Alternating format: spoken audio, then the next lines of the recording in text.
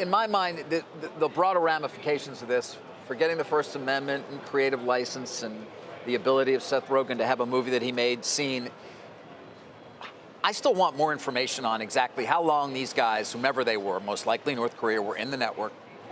Did they just get in that easily over a short amount of time and steal everything there was to steal, or were they sitting in the network for a long period of time in some way, or was somebody else sitting in there that they then were able to access or use that to gain all of this? And frankly, are we in a position to defend against these kinds of attacks at more important companies? And by that, I don't mean necessarily creative companies as important as they are, but financial companies. I speak with because that will be even more defining. Even though this is a seminal change, that will be even more defining. I was speaking to the CEO of Red Hat, James Whitehurst, on Friday, because they had a fabulous quarter. I said, well, how about cybersecurity? We're like, yeah, we all got to be focused on it. I mean, he's a very good exec, but he used to run Delta too.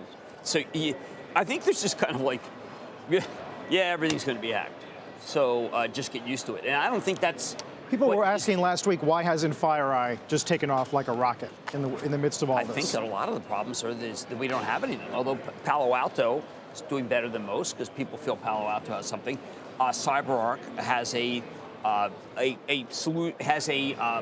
firewall around that key, the key master, so to speak. You know that there's this, like, if you're the CEO, you can be in charge of everything, and there's like a master key, like if you're at a hotel, they do master key work. But I mean, to me, I'm waiting for someone from Sony to say, this is what happened, and we didn't stop it, and I don't think anybody knows. No, I'd really like to see. I'll learn a lot more, and obviously I'm a reporter, so I can try and make phone calls and figure it out, but so far it's eluded a lot of people in terms of fully understanding it. And by the way, I'd still like to know a lot more about what happened at JP Morgan last summer. Well, and as David Carr wrote over the weekend, it's not like Sony went through a pretty bad hacking of the PlayStation a few years ago under Stringer.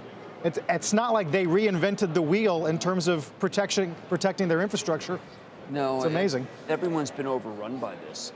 It's funny because I think the younger people, we were Googling this weekend funny things that have come out about Sony from tapes.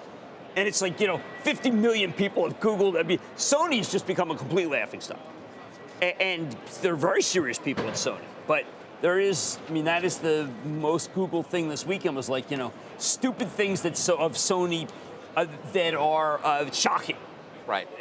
Of which there was much.